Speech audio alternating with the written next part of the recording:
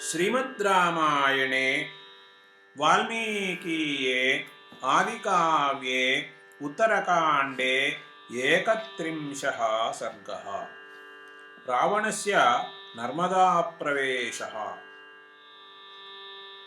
ततो रामो महातेजाः विस्मयात् पुनरेव हि उवाच प्रणतो वाक्यम् अगस्त्यं ऋषिसत्तमम्। भगवन् राक्षसः क्रूरः यदा प्रभृतिमेदिनीं पर्यटत किं तदा लोकाः शून्या आसन् द्विजोत्तमा। राजा वा राजमात्रो वा किं तदा नात्र कश्चन धर्षणं यत्र न प्राप्तः रावणो राक्षसेश्वरः। हुताहो हतवीर्यास्ते बभूवुः पृथिवीक्षितः बहिष्कृता वरास्त्रैश्च बहवो निर्जिता नृपाः। राघवस्य वचः श्रुत्वा ह्यगस्त्यो भगवान् ऋषिः उवाच रामं प्रहसन् पितामहैवेश्वरम्। इत्येवं बाधमानस्तु पार्थिवान् पार्थिवर्षभ चचार रावणो राम पृथिवीं पृथिवीपते। ततो माहिष्मतीं नाम पुरीं स्वर्गपुरी प्रभां सम्प्राप्तो यत्र सान्निध्यं सदासीद्वसुरेतसः। तुल्य आसीन्नृपस्तस्य प्रभावाद्वसुरेतसः। अर्जुनो नाम यत्राग्निः शरकुण्डेशयः सदा। तमेव दिवसं सोऽथ हैहयाधिपतिर्बली अर्जुनो नर्मदां रम्तुं गतः स्त्रीभिः सहेश्वरः। तमेव दिवसं सोऽथ रावणस्तत्र आगतः रावणो राक्षसेन्द्रस्तु तस्यामात्यान् अपृच्छत। क्वार्जुनो नृपतिः शीघ्रं सम्यगाख्यातुमर्हथ रावणोऽहम् अनुप्राप्तः युद्धेप्सुः नृवरेणः। ममागमनमप्यग्रे युष्माभिः सन्निवेद्यताम्।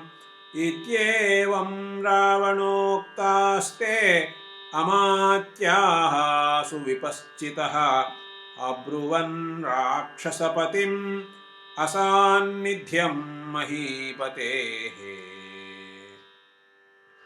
श्रुत्वा विश्रवसः पुत्रः पौराणाम् अर्जुनं गतम् अपसृत्यागतो विन्ध्यं हिमवत्सन्निभं गिरिम्।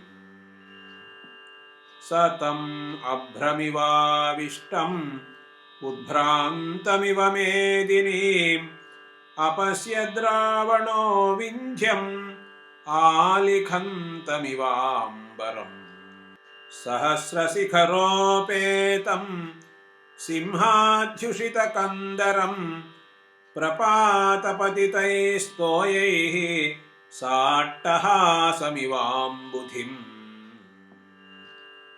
देवदानवगन्धर्वैः साप्सरो गणकिन्नरैः स्वस्त्रीभिः क्रीडमानैश्च स्वर्गभूतं महोच्छ्रयम्।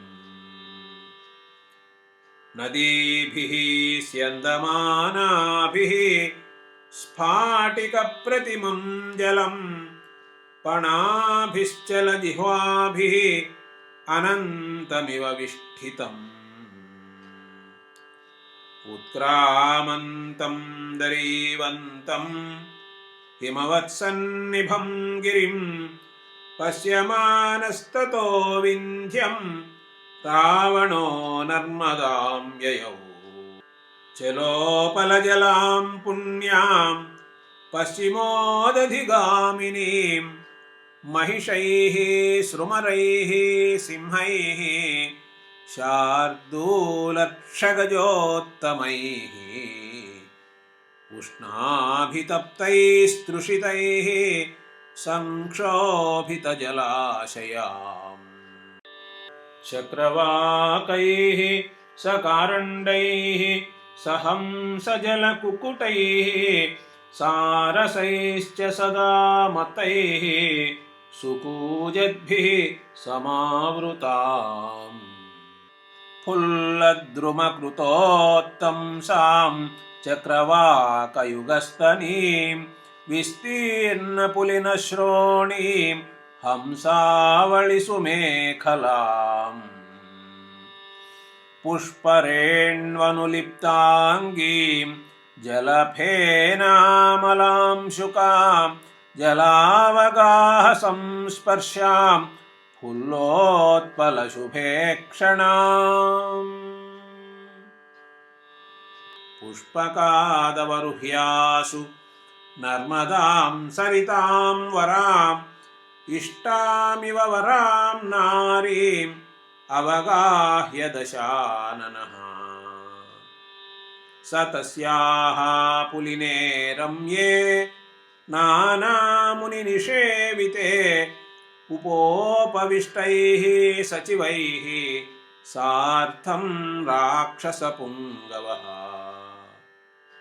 प्रख्याय नर्मदां चाथ गङ्गेयमिति रावणः नर्मदादर्शजं हर्षम् आप्तवान् राक्षसाधिपः उवाच सचिवांस्तत्र सलीलं शुकसारणौ येष रश्मिसहस्रेण जगत्कृत्वैव काञ्चनं तीक्ष्णतापकरः सूर्यः नभसोर्धं समाश्रितः मामासीनं विदित्वेह चन्द्रायति दिवाकरः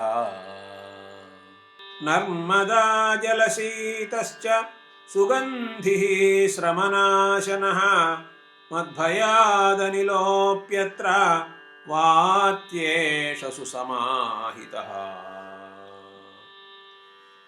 इयं चापि सरिच्छ्रेष्ठा नर्मदा नर्मवर्धिनी न क्रमेण विहङ्गोर्मिः सभयेवाङ्गना स्थिता तद्भवन्तः क्षताः शस्त्रैः नृपैरिन्द्रसमैर्युधि चन्दनस्य रसेनेव रुधिरेण समुक्षिताः ते यूयम् अवगाहध्वं नर्मदां शर्मदां शुभां महापद्ममुखामत्ताः गङ्गामिव महागजाः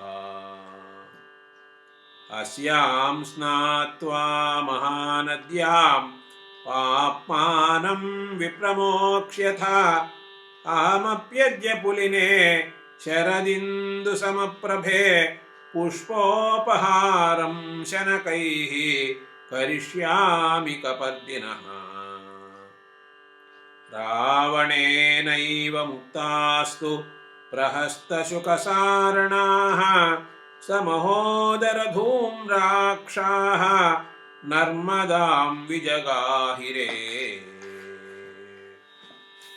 राक्षसेन्द्रगजैस्तैस्तु क्षोभिता नर्मदा नदी वामनाञ्जनपद्माद्यैः गङ्गा इव महागजैः ततस्ते राक्षसाः स्नात्वा नर्मदायां महाबलाः उत्तीर्य पुष्पाण्याजह्रुः बल्यर्थं रावणस्य तु।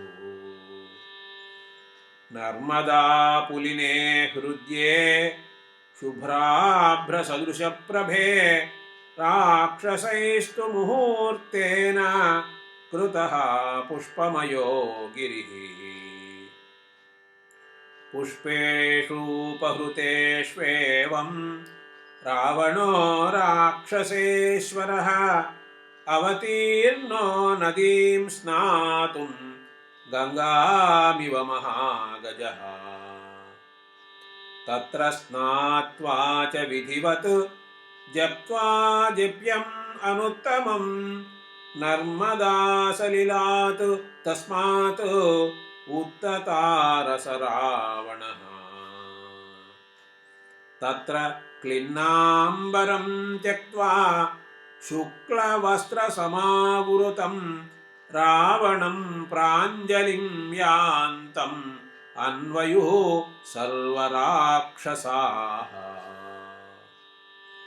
तद्गतीवशमापन्नाः मूर्तिमन्त इवाचलाः यत्र यत्र च याति स्म रावणो राक्षसेश्वरः।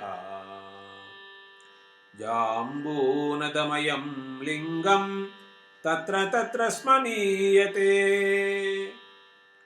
वालुकावेदि मध्ये तु तल्लिङ्गं स्थाप्य रावणः अर्चयामास गन्धैश्च पुष्पैश्चामृतगन्धिभिः।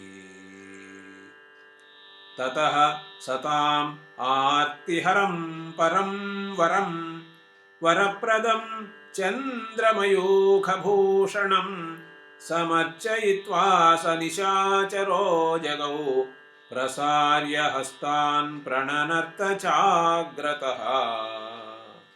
इति आर्षे श्रीमद् रामायणे वाल्मीकीये आदिकाव्ये उत्तरकाण्डे 31 सर्गः।